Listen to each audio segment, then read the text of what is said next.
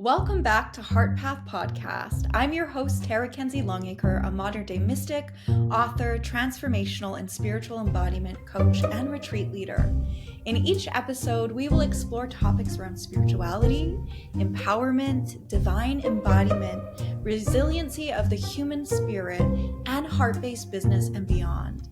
In this episode, we're going to talk about embodying love, compassion, and kindness, and how to be that in the world. How do we go about living our lives from a place of love, from a place of kindness, of compassion, of acceptance, of understanding? In this world where that might not be the norm, or where we might be faced with challenges where it could feel hard to do that, where you're met with challenge, where you're met with opposition, where you've been hurt, and still choosing kindness, still choosing compassion. So a huge way to be in the world, if we're being compassionate and if we're being kind and loving, there is that act of being a good Samaritan or being of service, where you're doing things not because of what you're going to get. You genuinely want to help someone. You want to make their day better. You want to bring ease and comfort into their life, but there's no ulterior motive. There's no expectations of anything. It is just this genuine human compassion and kindness. Like, that's why we're saying good Samaritan, where there's nothing expected in return.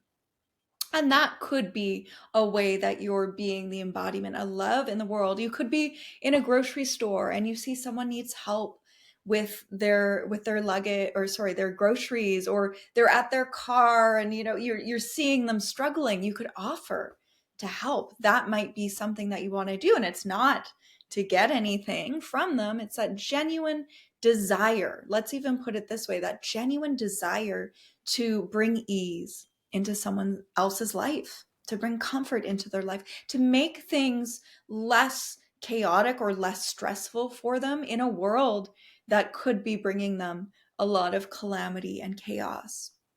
And and it's not about being a welcome mat and having people walk all over you and giving and giving and giving. We're not talking about that either. It's these random acts of kindness, or these gestures of kindness that you can bring throughout your day and throughout your life to bring ease into other people's lives. Sometimes, you don't tell people these acts that you do, because it's not about the glory of it. It's the genuine desire to help. Other ways that we can really be that embodiment of love and compassion and kindness is to have patience and grace with other people, to understand that, they could be struggling, and hearing all the times and ways that they're not doing things right, or what you need from them, or putting more on them might not be helping the struggle. And we don't want to excuse people's behavior if they're causing harm to themselves or you. Like, boundaries might need to be initiated, but at the same time, really having patience with people, because we know life can have its moments where you can get into some dark places, where it helps to have that helping hand. Like, you're in the pit and then somebody puts their hand down and says, "Hey, can I give you a hand? Can I help you out? Like, is there anything I can do for you?" Instead of, "I need this now, your deadline's passed," and creating more struggle and strife that they might already have, piling in more than they might already have.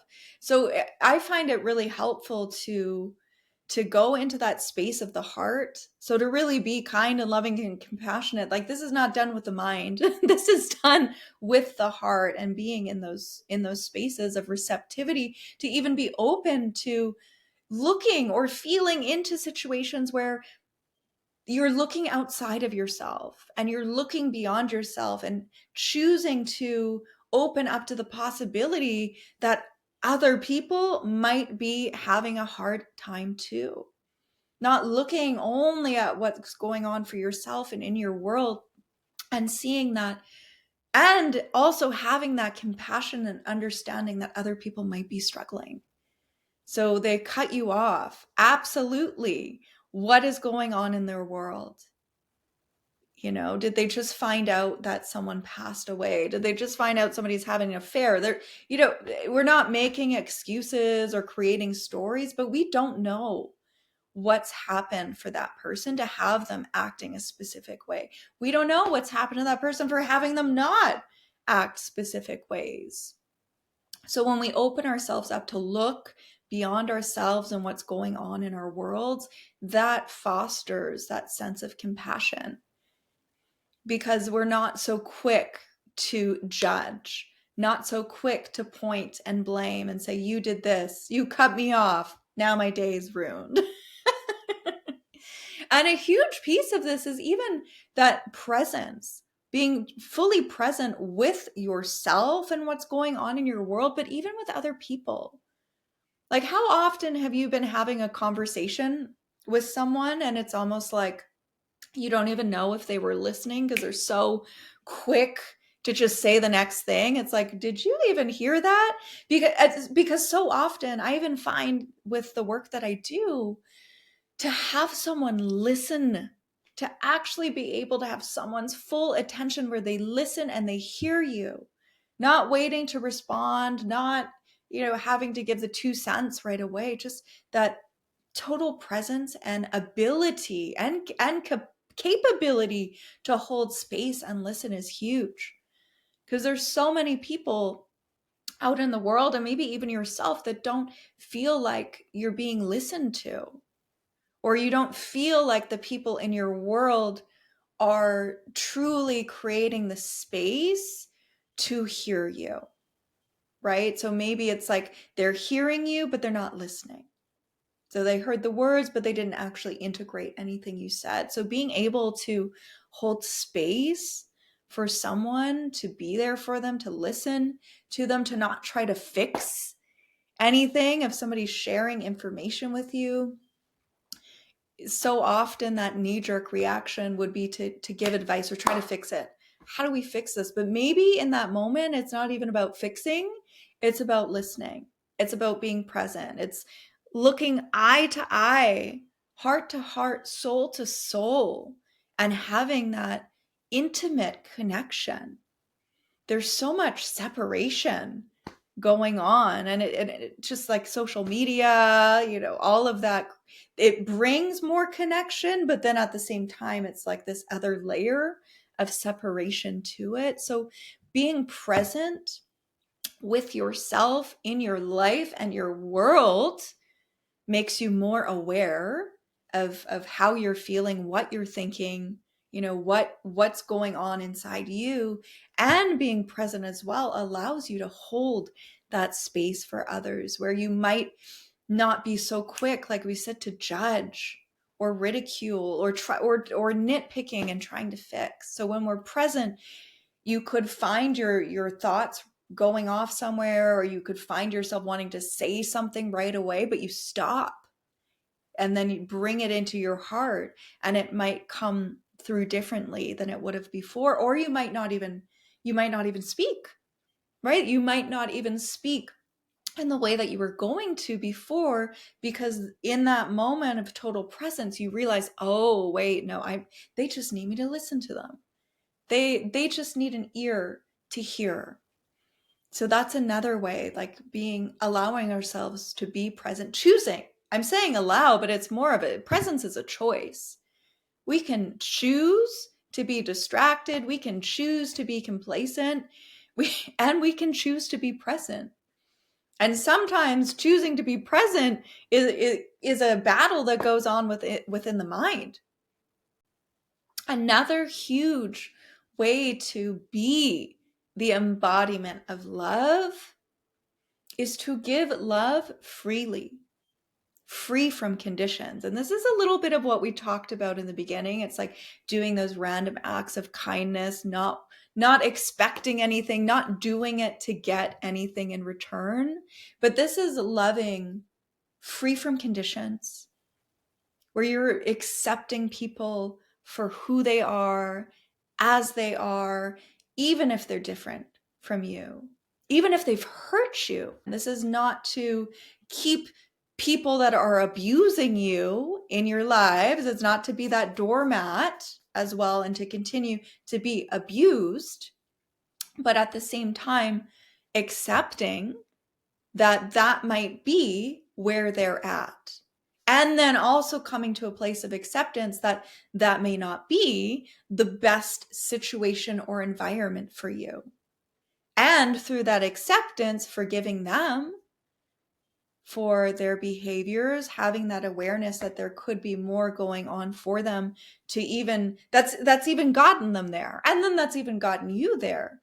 And then forgiveness. Forgiveness is huge. Forgiveness is huge, especially when it's hard.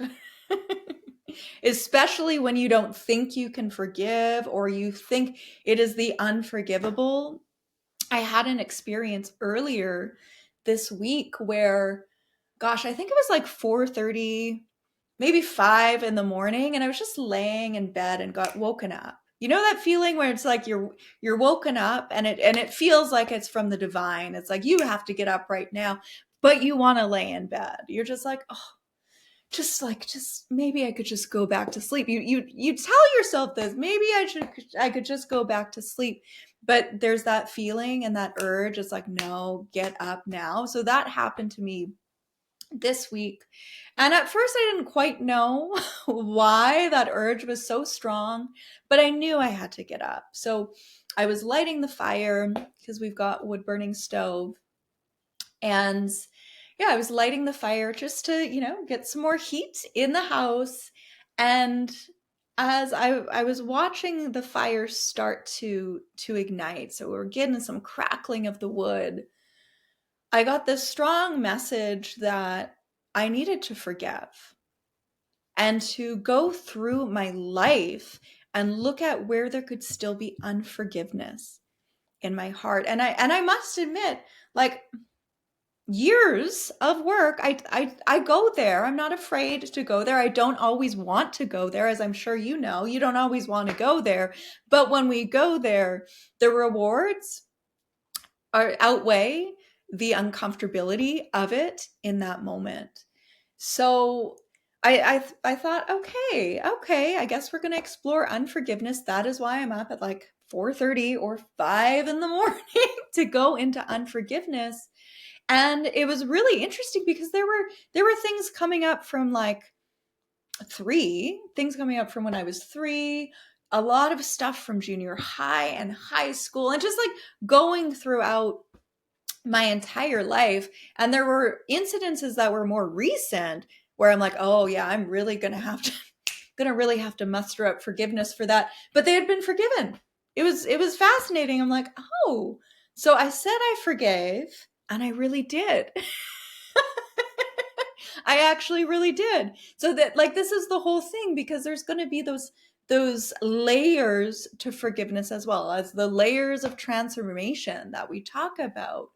And it felt very empowering. I ended up writing. I was writing, the people, the situations that I was forgiving, asking for forgiveness in different situations, and then just burning it in the fire and crying. There were some tears because there were things that, if you haven't thought about things for decades or you thought they were resolved, and then to have them come up of, oh, hey, there's unforgiveness in your heart still, it was emotional. And I would recommend doing an exercise like this, or inviting yourself to do an exercise like that. We don't have to go trudging up the past. Like, this is not to go digging up the past and pointing fingers. This is asking yourself, going into the sacred space of your heart and saying and asking, where do I still hold unforgiveness?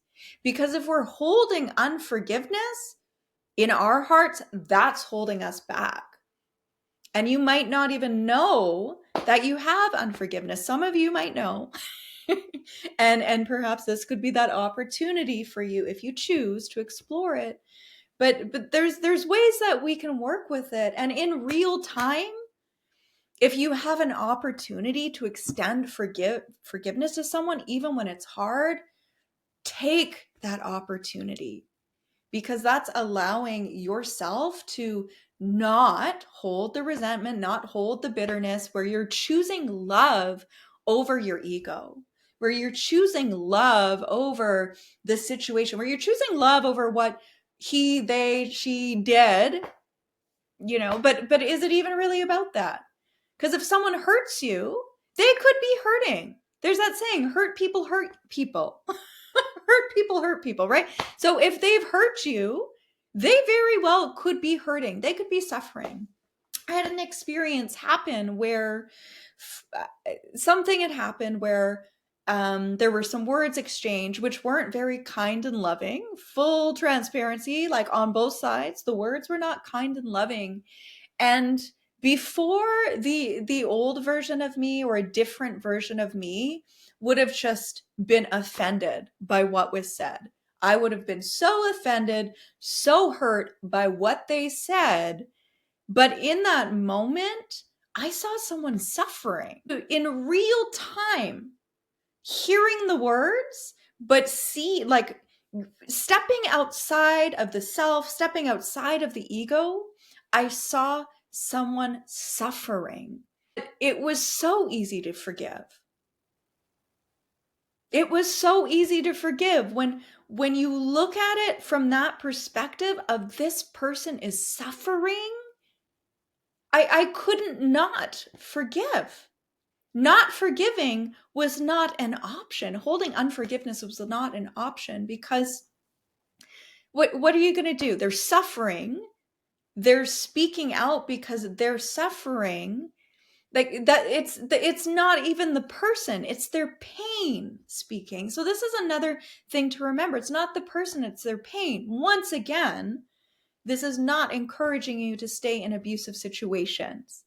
We don't want to stay in situations that are causing us harm or where there's abuse. Like, that's not healthy.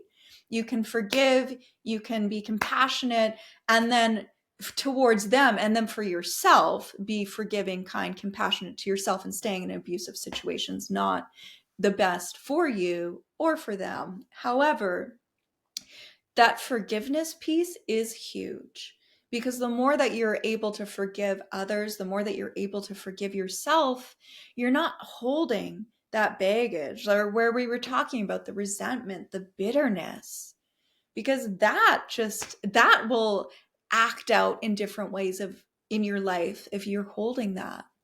So to truly be this embodiment of love and compassion is to love people no matter what. To love people no matter what, and to genuinely love people no matter what, as they are, for who they are, in whatever places they are, to not judge them, to not condemn them, to not look down at them. And those acts of kindness, you don't know how that can change somebody's life.